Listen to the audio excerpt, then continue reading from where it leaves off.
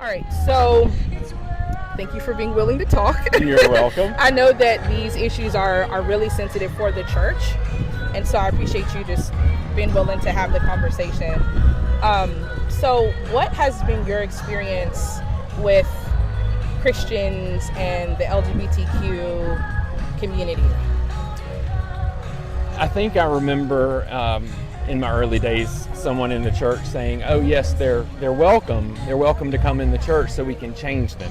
Yeah. And it was kind of approaching their sacred worth as something that needs to be changed when they don't. When there should be welcome, inclusive, all are welcome, and the grace of God lets us and calls us to establish an openness, welcoming all of God's children.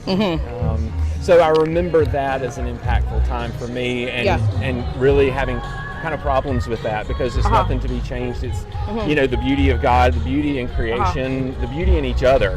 And so I think the church has done a disservice to at times the welcoming love of God through Jesus Christ and being in that inclusive nature.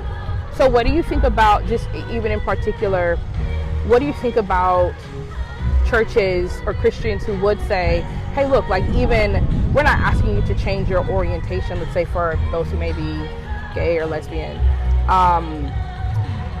but are just biblically, we think that you shouldn't follow that lifestyle or those proclivities. What would you say to that?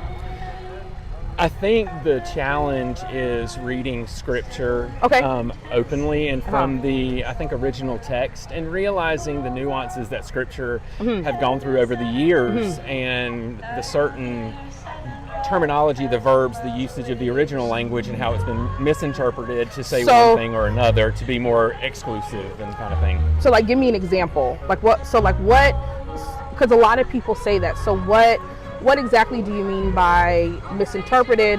What scriptures? What?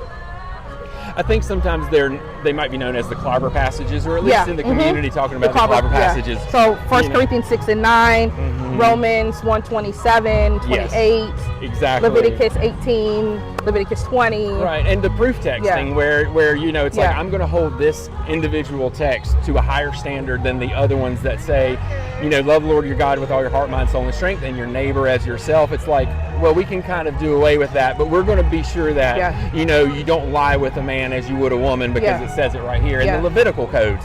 You also have to look at the context in which the scripture was written back in the day, but also even in the contextual use of scripture, it's a different world and a time, but also how the writings reflected the norms of that day and wanting, I think, this is how about the patriarchy and the... Yes, and everything. And so